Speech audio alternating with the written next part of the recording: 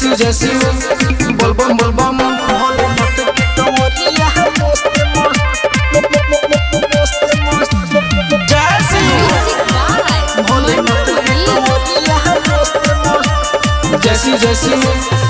गाँव नगर से निकलल दलबा कन्हे पकावर गगरी में जलबा गाँव नगर से निकलल दलबा कन्हे पकावर गगरी में जलबा सब जाति बाबी देव घर घर हो सब जाति बाबी देव घर घर घर बस तो यारी करते नहीं के पेनी कपड़ा गिरवा कलर लर लगे बड़ी रे जबरदस्त दस्त भोलेनाथ के कंवरिया मस्त मस्त भोले बाबा के कंवरिया मस्त भोलेनाथ के कंवरिया मस्त मस्त भोले बाबा के कंवरिया मस्त भोलेनाथ के कंवरिया मस्त मस्त बोलबम बोलबम जैसी जैसी बोलबम बोलबम जैसी जैसी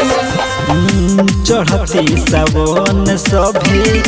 हो जाला मगन में बोलबम के नहरा गूंजे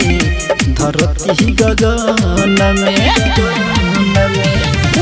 चढ़ती सावन सभे हो जाला मगन में बोलबम के नहरा गूंजे धरती गगन के गजबे भावबा भोले बाबा से बहुत लगावबा रग रग में उनके नाम बा बतिया कहिले सच सच भोलेनाथ के कंवरिया मस्त मस्त भोले बाबा के कंवरिया मस्त भोलेनाथ के कंवरिया मस्त मस्त भोले बाबा के कंवरिया मस्त भोलेनाथ के कंवरिया मस्त बोलबम बोलबम जैसी जैसी बोलबम बोलबम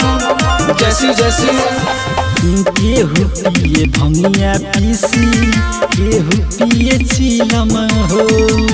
बरसे बदरिया देख खूबे छम छम हो केहू पिए भंगिया पीसी केहू पिए चिलम हो बरसे बदरिया देख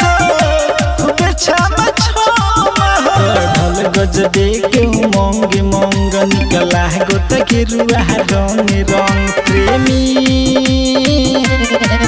प्रेमी अमरेंद्र राजन संग में जलवा ढारी हो फर्स्ट फर्स्ट भोलेनाथ के कंवरिया मस्त मस्त भोले बाबा के कंवरिया मस्त भोलेनाथ के कंवरिया मस्त मस्त भोले बाबा के कंवरिया मस्त पुष्पा रिकॉर्डिंग स्टूडियो दिल्ली।